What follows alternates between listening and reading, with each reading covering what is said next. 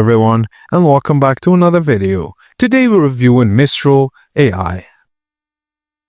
Mistral AI has rapidly become Europe's most prominent AI startups, with robust backing from NVIDIA and Andreessen Horowitz and focus on open-source transparency. It delivers high-performance models like Mistral Large 2, Mistral Small 3.1, and Medium 3, tailored for coding, reasoning, and multilingual tasks. A lightweight model that outperforms LLaMA 2 and rivals LLaMA 35B, which efficients interference via group query attention and slide-in window attention for long sequence handling. Mistral achieved 84% on MMLU, close to GPT-4o's 88.7%.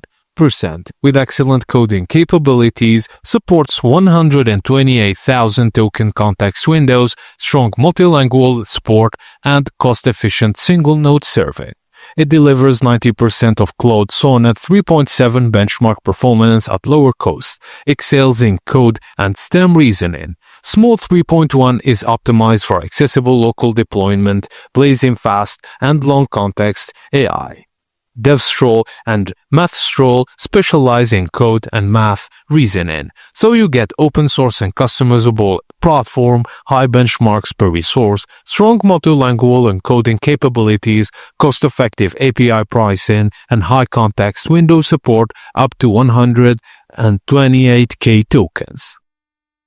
But talking about the cons, steep learning curve which requires fine-tuning or infrastructure for non-technical users. Most tools are raw models or APIs, non-GUI driven. Reddit users note cold or robotic tone compared to ChatGPT or Claude, and some users report slow responses on refunds or plan changes.